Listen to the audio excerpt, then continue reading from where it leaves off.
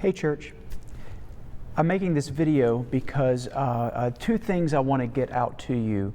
One of them is kind of an announcement or a way that we're going to be doing worship going forward, or something we're adding to worship, so to say. And then number two is a poll. I kind of want to see where you are and what you're feeling about something I'm going to put forward to you.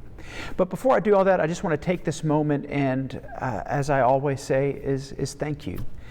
Thank you for your patience and for your sense of humor, and thank you for everything that you've, just your willingness to go along with us as we try to invent this new way of being church, so to say. As you always know, what we want most is to be with you and to worship with you. But given the circumstances, we're trying to make something that is still powerful and still worthy of our time and our prayers and our worship. So thank you for everything you've done to support us. And as we kind of reinvent the wheel, it feels like daily around here. Okay, so I'm going to have a poll up. This is going to be, I think you'll see this video on YouTube. You also see it on Facebook. On our Facebook member page, attached to this video will be a poll. And so basically I'm putting an option out for us. I want to know what you want for Easter. So here's our options. On the Easter Vigil, the Saturday night vigil, we will still do the vigil service here at St. Barnabas, our normal Zoom meeting as we would always do. That is, in my mind, and really in the church's mind, that is the Easter service. And so I would encourage you still to engage with us on that, to worship with us on that. But then the question comes what to do on Easter morning. And I have two options that I'm kind of wrestling with, or not wrestling with, but thinking through. And these are also kind of ideas that people have brought to my attention of maybe some things that we could do as well. So the first one is we kind of do our Easter morning service just like we would like last week's Palm Sunday. We would kind of gather, we would do the service on Zoom here on Easter morning. The other option is that, and we can still do this in the other option too, the other is that we kind of join together on Zoom and we have a kind of coffee Easter morning brunch, toast, sort of speak, that kind of thing, where we get to share each other. You can show off your great Easter hats if you have one, and show off your Easter baskets and things like that. And then together we would tune in to the National Cathedral at 10:15, which will be broadcasting a Easter Eucharist, and presiding Bishop Michael Curry will be preaching and presiding at that service. Again, my idea is I want us to be intentional with what we do, and I want us to also try, if we want, to do it as a family, as a unit, which we know we are here at St. Barnabas. So the two options will be either kind of we do our own Easter morning service. Again, we're always going to be having the vigil Saturday night. That one's not changing. But on Easter morning, do we do our own Easter morning service, or do we tune in to National Cathedral with the presiding bishop?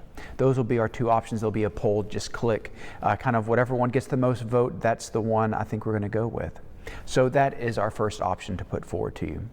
The second option is something I talked about this morning in our morning prayer, is what I call, I don't call it this, the church calls it this. It's called a spiritual communion. It's a way for us to kind of receive the grace of the sacraments of communion without actually taking it with our mouth and putting it in our hands in that sort of way. And this comes out of the prayer book. The theology, again, is based squarely in the prayer book for this.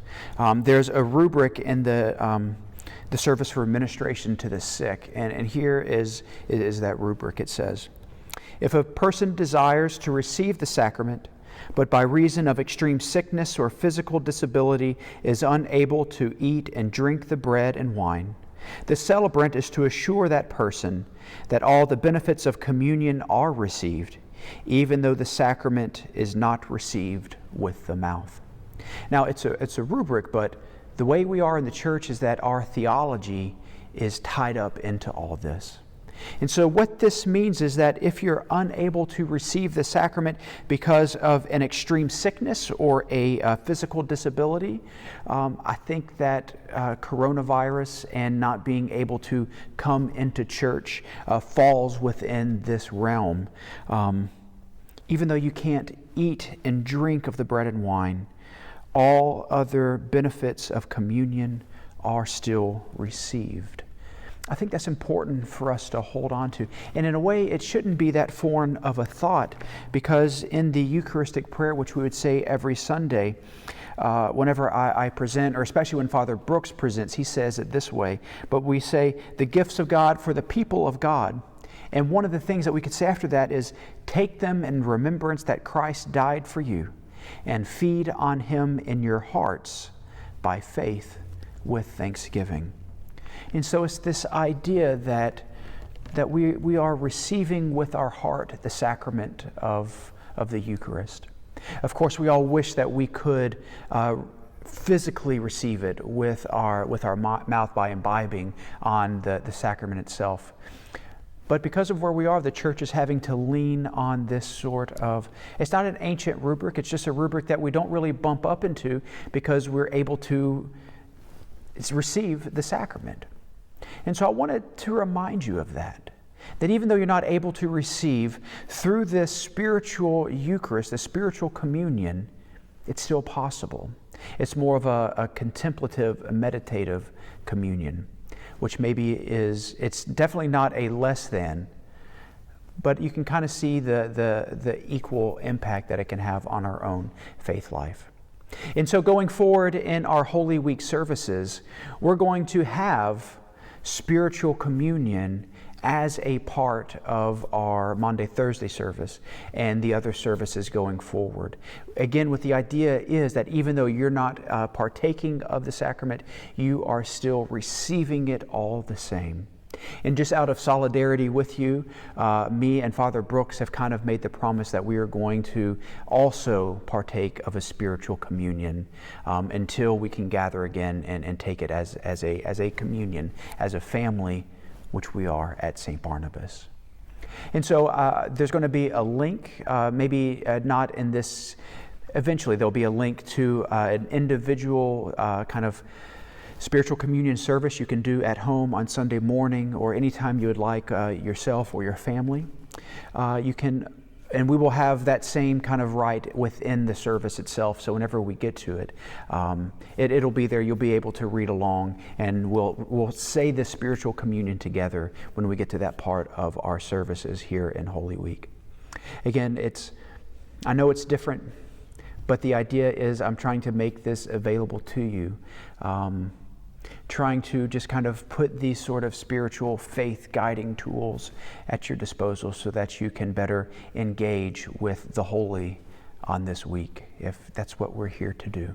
As always, if you have questions, if you have concerns, if you have inspirations, if you just need me to say it again, do reach out, email, text, call. I'm always available. Again, you know how much I love you. You know how much you mean to me. And I'm doing everything I can to be there for you and praying for you as often as I can. I love you all, and I'll see y'all soon. Bye.